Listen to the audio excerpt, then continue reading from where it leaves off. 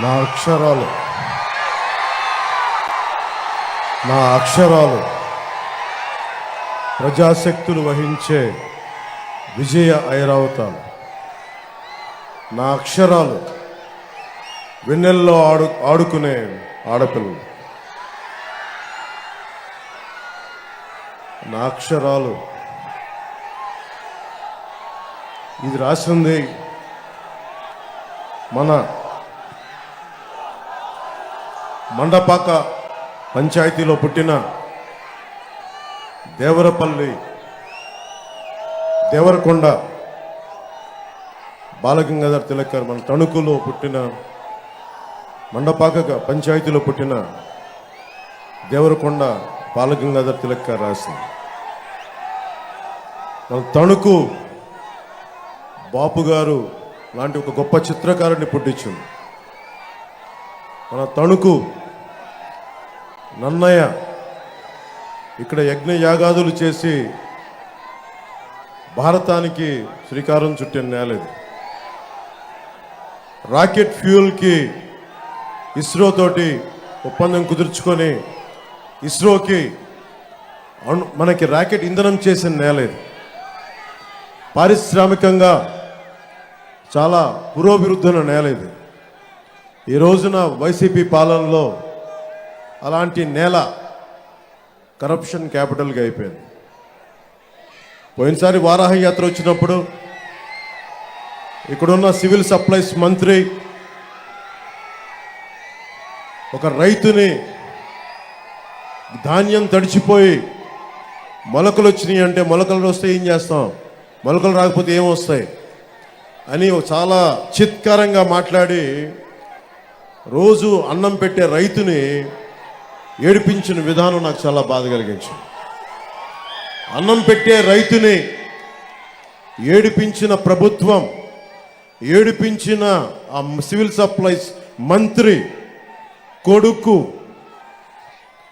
సర్వం ఈ ఎన్నికల్లో తుడిచిపెట్టుకుపోవాలి. ఇది ఎందుకు నేను అడుగుతున్నాను ఇదంటే దశాబ్ద కాలంగా పార్టీ పెట్టి నేను పనిచేస్తున్న ముఖ్యంగా యువతకి ఉపాధి అవకాశాలు ఉండాలి. ప్రధానమంత్రి గారు 2047కి భారతదేశ భవిష్యత్తు ఇలా ఉండాలని ఒకవైపు ఆయన కోరుకుంటా ఉన్నారు.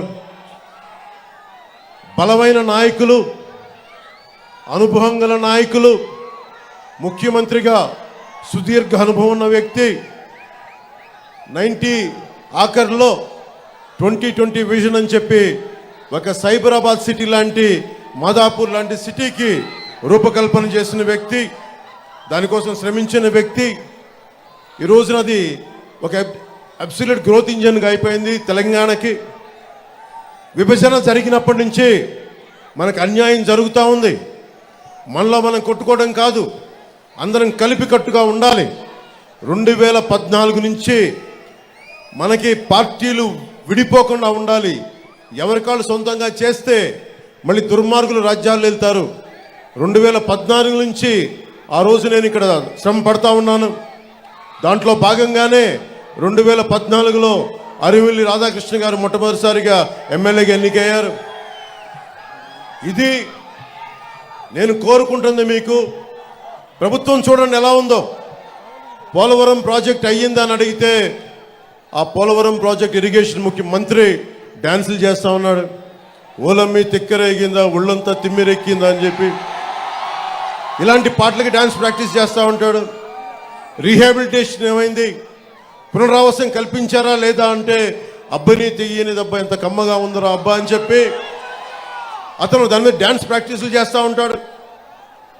మనకి మంత్రులు బూతులు తిట్టేవాళ్ళు, ఇక్కడ మంత్రిలాగా దాడులు చేసేవాళ్ళు, డ్యాన్సులు చేసేవాళ్ళు వైసీపీ క్యాబినెట్లో ఉన్నారు. ఇంతమంది ఈరోజు నేను మీకోసం చప్పట్లు కొట్టించుకోవడానికి రాలేదు. మీకోసం మేమందరం నిలబడటానికి వచ్చాం. ఇక్కడికి తగ్గాం మేము. చంద్రబాబు గారు తగ్గారు. ఒక బలమైన వ్యవస్థాపక బలం ఉండి కూడా ఆయన తగ్గారు. ముఖ్యంగా నేను ఇక్కడ తణుకు నియోజకవర్గం జనసేన అభ్యర్థిని ప్రకటించిన తర్వాత కూడా నేను తగ్గాల్సి వచ్చింది. ఎందుకు తగ్గాల్సి వచ్చింది అంటే ఇన్ని స్థానాలు గెలవాలి, ఓటు చీలిపోకూడదు. దాంట్లో భాగంగా మా అన్నయ్య నాగబాబు గారి సీటు కూడా అనకాపల్లి పార్లమెంటు అభ్యర్థిగా ప్రకటించి కూడా మన భారతీయ జనతా పార్టీ కేంద్ర నాయకత్వం అడిగినప్పుడు దాన్ని నేను తీసుకొని మా అన్నయ్య గారికి కూడా క్షమాపణలు చెప్పి పెద్ద మనసుతో అర్థం చేసుకోమని నేను తగ్గాను. ఇవన్నీ ఎందుకు చేస్తున్నామంటే మీ భవిష్యత్తు కోసమే చేస్తున్నాం. ఇక్కడ ఆడబిడ్డల భద్రత కోసం ప్రతి ఒక్కరు రైతు బాగుండాలి, రైతు బాధపడకూడదు, రైతుకి అండగా ఉండాలి. ఈ రోజుకి మనం కోరుకుంటుంది బేసిక్ హెల్త్ కేర్. ఇక్కడ మనకి జిల్లాగా ఏర్పడిన తర్వాత హాస్పిటల్ ఏర్పాటు చేశారు. హాస్పిటల్ ఈ రోజుకి రోగి తిండి ఖర్చులకి 2 కోట్ల రూపాయలు ఇంకా బకాయిలు ఉన్నాయి, బకాయిలు తీర్చలేదు. దోపిడీ మీద దృష్టి ఉన్నవాడు ప్రజల అవసరాలకి ఏమాత్రం గుర్తిస్తారు వీళ్ళు. ఈ రోజున ఈ మే 13 వచ్చే ఎన్నికల్లో మీరు ప్రత్యేకమైన దృష్టి పెట్టండి.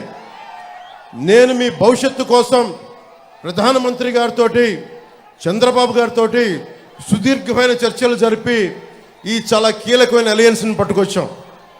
మీ భవిష్యత్తు కోసం.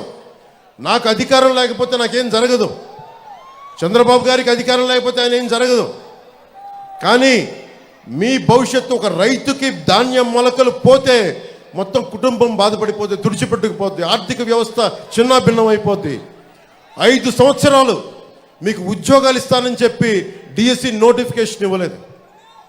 మాట్లాడితే జగన్ క్లాస్ వార్ అని మాట్లాడతాడు. క్లాస్ వార్ అంటే అర్థం ఏంటి? డబ్బున్నాడు పేదవాడిని దోచుకు తింటాం, డబ్బున్నవాడు కష్టపడేవాడిని దోచుకు తింటాం. 70,000 పోలీస్ కుటుంబాలకి, 1 కాదు 2 కాదు 70,000 పోలీస్ కుటుంబాలకి డిఏలు సరెండర్ లీవ్స్ ఈ రోజు వరకు ఇవ్వలేదు. దీని మీద ఒక్కడు స్పందించడు. పోలీసుల శ్రమశక్తిని కూడా దోపిడీ చేసేవాడు జగన్. ఇలాంటి వ్యక్తి ఇంకొకసారి అవకాశం ఇస్తే మీరు ఏం జరుగుతుందో మీరు ఆలోచించండి. మేము రోడ్ల మీదకి వచ్చి కొట్లాడాల్సి వస్తుంది. మీ భవిష్యత్తు కోసం ఉన్న ఇక్కడ మంత్రిని చూశారు, సివిల్ సప్లైస్ మంత్రినే. కొడుకు ఒకవైపు, అతని అనుచరులు ఒకవైపు, కనీసం వాళ్ళ దోచుకున్న సొమ్ముతోటి కనీసం ఇక్కడ పరిశ్రమలు కూడా పెట్టలా. ఎక్కడో తెలంగాణలో బాలానగర్లో ఇక్కడ కూర్చొని స్టీల్ ఫ్యాక్టరీలు పెట్టుకున్నారు. అక్కడికి వెళ్ళి ఇక్కడ దోచేసిన డబ్బుతోటి, ఇక్కడ టీడీఆర్ బాండ్లతోటి దోచేసిన డబ్బుతోటి వెళ్ళి తెలంగాణ హైదరాబాద్లో బాలానగర్లో ఫ్యాక్టరీలు పెట్టుకున్నారు. కనీసం అవినీతి డబ్బుతోటి కనీసం ఇక్కడ పరిశ్రమలు పెట్టినా కానీ కొద్దిమంది కనీసం ఉపాధి అవకాశాలను వచ్చిండే. వాడు కనీసం ఆ జ్ఞానం కూడా లేదు ఆ మనుషులకి. ఇది మీరు చాలా ఆలోచించి నిర్ణయం తీసుకోండి. మాకేమవ్వదు. ఆయన చాలా గుండె దిట్టి ఉన్న నాయకుడు. ఆయన జగన్ అకారణంగా ఆయన జైల్లో పెడితే నేను వెళ్ళి చూస్తే ఆయన ఏం బెదర్లా బలంగా నిలబడి ఉన్నాడు. ఆయన దేనికి బెదిరే వ్యక్తి కాదు ఆయన. కానీ నాకు అనిపించింది, ఏదైతే మాట ఇచ్చానో 2021లో వైసీపీ వ్యతిరేక ఓటు చీలకూడదని చెప్పి నేను పదే చెప్పాను. అదే మాట మీద కేంద్ర నాయకత్వానికి తెలియజేశాను. నేను తగ్గాను. నన్ను కావాలంటే విమర్శించారు. ఎందుకు నిలబడ్డానంటే ఆంధ్రప్రదేశ్ యువత, ఆంధ్రప్రదేశ్ భవిష్యత్తు పాడవకుండా ఉండాలంటే నేను ఒక పిసరు తగ్గితే నేనేం తగ్గిపోను. ఎక్కడ నెగ్గాలో కాదు, ఎక్కడ తగ్గాలో తెలియాలి. దేనికి తగ్గాను నేను? ఇక్కడ అభ్యర్థిని అనౌన్స్ చేసిన తర్వాత కూడా ఎందుకు తగ్గాల్సి వచ్చింది అంటే, మా వాళ్ళు ఒకళ్ళు తగ్గుతారు కానీ మీరు గెలుస్తారు, మీకు ఉపాధి అవకాశాలు వస్తాయి. అది దృష్టిలో పెట్టుకొని నేను తగ్గాను తప్ప పార్టీని తగ్గించాలని కానీ కూడా కాదు. ఎందుకంటే 4 దశాబ్దాలుగా ఒడిదుడుకులు తీసుకున్న వ్యక్తి, ఆయన అనుభవం కావాలి. అలాగే నేను ఎక్కడ సమస్య ఉన్నా, ఉదాహరణకి ఉద్దానం కిడ్నీ సమస్యకే 2014లో ఆయన మీద నాకు ఉన్న గౌరవం ఏంటంటే 2014లో ఉద్దానం కిడ్నీ సమస్య అప్పుడు గుర్తించి శ్రీకాకుళం వెళ్ళి నేను తిరిగితే ఆయన దృష్టికి తీసుకొస్తే 24 గంటలు తిరక్క ముందే మొత్తం ఉన్నతాధికారులు బృందాన్ని పిలిపించి మంగళగిరిలో కూర్చొని, క్యాంప్ ఆఫీస్లో కూర్చొని మొత్తం ఏం చేయాలని చెప్పి వెంటనే తక్షణంగా దానికోసం ఒక రిలీఫ్ ప్రోగ్రామ్ చేశారు. వెంటనే ఏవే రెమెడియల్ మెజర్స్ తీసుకున్నారు. అందుకనే ఆయన అనుభవం నాకు మనకి రాష్ట్రానికి కావాలి. అందుకని కూర్చొని నా స్వార్థాన్ని కూడా పక్కన పెట్టి మన ఆశయాలను కూడా మన ఆశలను కూడా పక్కన పెట్టి జనసేన నాయకుల తాలూకు తృష్ణను కూడా పక్కన పెట్టి కేవలం ఆంధ్రప్రదేశ్ ప్రజల ఆకాంక్షను దృష్టిలో పెట్టుకొని నేను ఈ పొత్తుకి చాలా ముందుండి అందరం కలవాలని చెప్పి నేను ముందుకు తీసుకెళ్ళాను. మీరు బాగుండాలని చెప్పి మీకు ఈ వ్యక్తి నేను నా నోట్లోంచి ఉచ్చరించేంత స్థాయి కూడా లేదు ఈ సివిల్ సప్లైస్ మంత్రికి. ఇలాంటి మంత్రుల్ని, ఇలాంటి అభ్యర్థుల్ని, ఇలాంటి రాజకీయాల్లోంచి తన్ని తగలేసేయాలి, బయటికి గోస్తని నదిలో కలిపేయాలి ఇలాంటి వ్యక్తుల్ని. ఎంత అలుసు నీకు, ఎంత పొగరు నీకు, ఎంత అహంకారం నీకు, ఎంత దురహంకారం నీకు. రైతు ఏడుస్తా ధాన్యానికి మొలకలు వచ్చినాయి అంటే నువ్వు బూతులు తిడతావా? నీ అహంకారాన్ని నేల కింద రాచే రోజులు వస్తున్నాయి, మర్చిపోకు. నేను ఓట్ల కోసం కానీ నేను ప్రజలు బాగుండాలని ఆకాంక్షించేవాడిని. 25 సంవత్సరాలు రోజుకి కోట్లు తీసుకోగలిగే సత్తా ఉన్నవాడిని. ఇవన్నీ పక్కన పెట్టి ఒక సమూహం కావాలి. ఒక నదికి, ఒక దేశానికి ఒక నది చాలదు, ఒక దేహానికి ఒక రక్తనాళం సరిపోదు. అలాంటి 5 కోట్ల మంది ప్రజలకి ఒకళ్ళిద్దరు నాయకులు సరిపోరు. 3 పార్టీల బలమైన నాయకత్వం కావాలి. కేంద్ర నాయకత్వం సహాయ సహకారాలు ఉండాలి. చంద్రబాబు గారి అనుభవం కావాలి. మన జన సైనికుల వాడి జోడి మన బలంగా ముందుకు తీసుకెళ్ళగలిగే పోరాట శక్తి కావాలి. జనసేన రోడ్ల మీదకి వచ్చి పోరాటం చేస్తుంది. ఈ మంత్రికి చెప్తా ఉన్నాను, నా జన సైనికుల మీద పడిన ఒంటి మీద పడ్డ దెబ్బ మేము మర్చిపోలేదు, గుర్తుపెట్టుకో.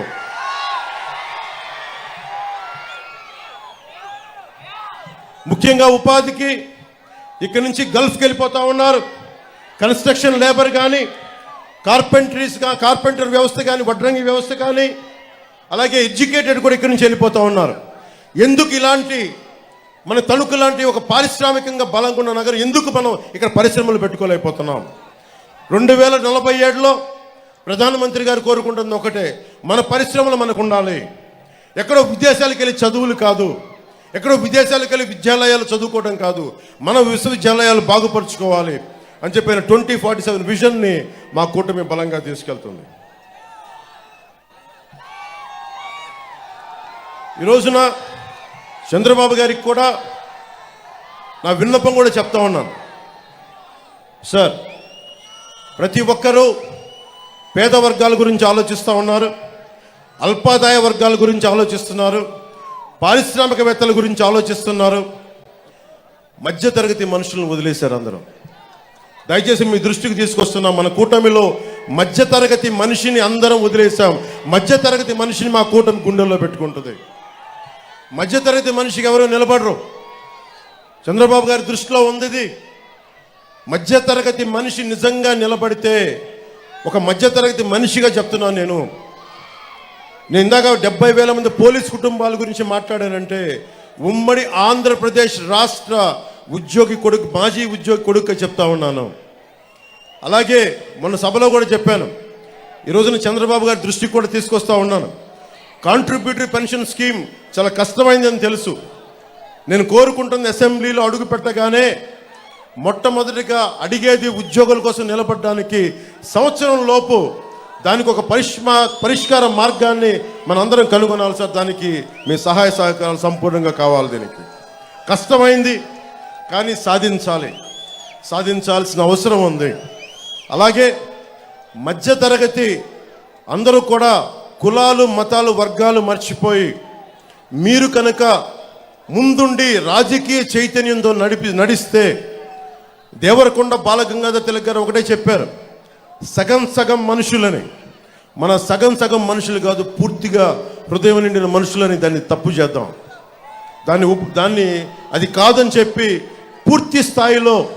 ఎందుకంటే శ్రీమంతుల నైతిక వర్తనకి, స్వేచ్ఛావర్తనకి నైతిక భాషను చెప్పేవాళ్ళు సగం మనుషులని దేవరకొండ బాలగంగాధర్ తిలక్ చెప్పారు. ఇక్కడ శ్రీమంతులనే పదం బదులు జగన్ అనే వ్యక్తి ఎంత దోపిడీ చేస్తున్నాడో మనందరికీ తెలుసు. ఇక్కడున్న మా మంత్రి ఎంత దోపిడీ చేస్తున్నాడో తెలుసు. ఇక్కడున్న వాళ్ళ మంత్రి కొడుకు ఏం దోపిడీ చేస్తున్నాడో తెలుసు. మనందరం కలుగుల్లో ఉన్న ఎలకల్లాగా బయట రావట్లేదు. సగం మధ్యతరగతి మనిషి పార్టీలను దాటి కులాలను దాటి ఆంధ్రప్రదేశ్గా భారతదేశంగా ఆలోచిస్తే చాలా బలమైన మార్పు తీసుకురావచ్చు. ఒక మధ్యతరగతి మనిషి కడుపు మంట వచ్చి కోపం వచ్చి బయటకు వచ్చి నిలబడితే అది జనసేన అవుతుంది. అది ఎందుకంటే నేను ఎందుకు చెప్తున్నాను ఈ మాట అంటే, నేను సగటు మధ్యతరగతి మనుషులు ఎట్లా ఉంటాడో నేను అలాగే పెరిగాను. ఈరోజు ఎంత డబ్బున్నా కానీ నా మధ్యతరగతి మనస్తత్వాన్ని నేను పోగొట్టుకోదలుచుకోలేదు. ఆ మధ్యతరగతి మనిషే ఈ రోజున కూర్చొని ఓటు చీలకూడదు, అందరం కలిపి ఉండాలని చెప్పి సగటు మధ్యతరగతి మనిషి ఆకాంక్ష ఆశయమే ఈ రోజున జనసేన ముందుకు తీసుకొచ్చు.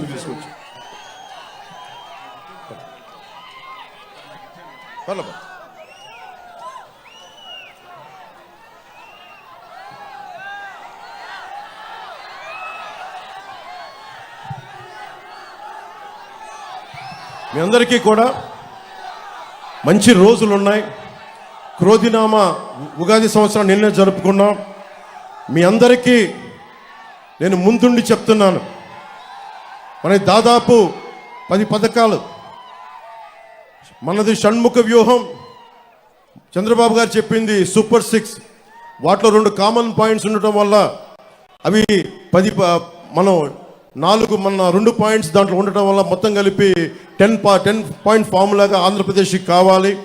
పెట్టుబడులు రావాలి, ఉపాధి అవకాశాలు లభించాలి. ఆ దిశగా అడుగులేస్తూ ఉన్నాం.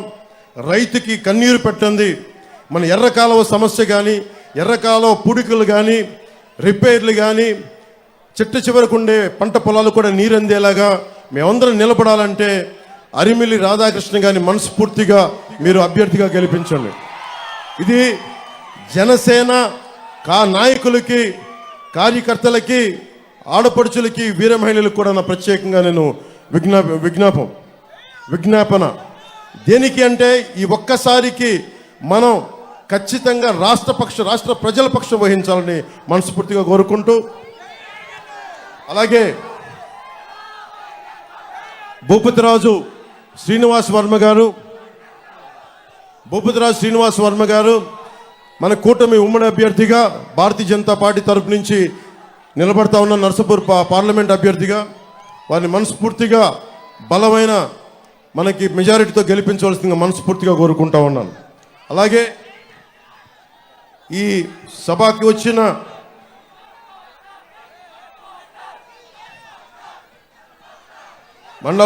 మందలపు రవి గారికి, తోట సీతామహాలక్ష్మి గారికి, కనుమూరి మన RRR రఘురామకృష్ణరాజు గారికి, కొడుకులపూడి గోవింద్ చిన్నబాబు గారికి, అలాగే నార్ని తాతాజీ గారికి, శ్రీదేవి ఇమాంపూడి శ్రీదేవి గారికి, ముళ్ళపూడి వెంకట కృష్ణారావు గారికి, వీరందరికీ కూడా ఉపాధి అవకాశాలు ఉండాలి.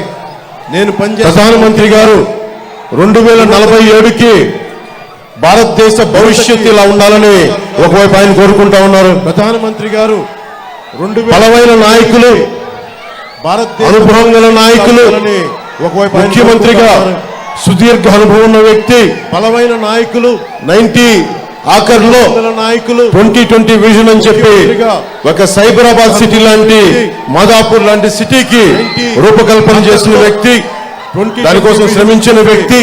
ఈ రోజున అది ఒక అబ్సల్యూట్ గ్రోత్ ఇంజిన్ గా అయిపోయింది తెలంగాణకి.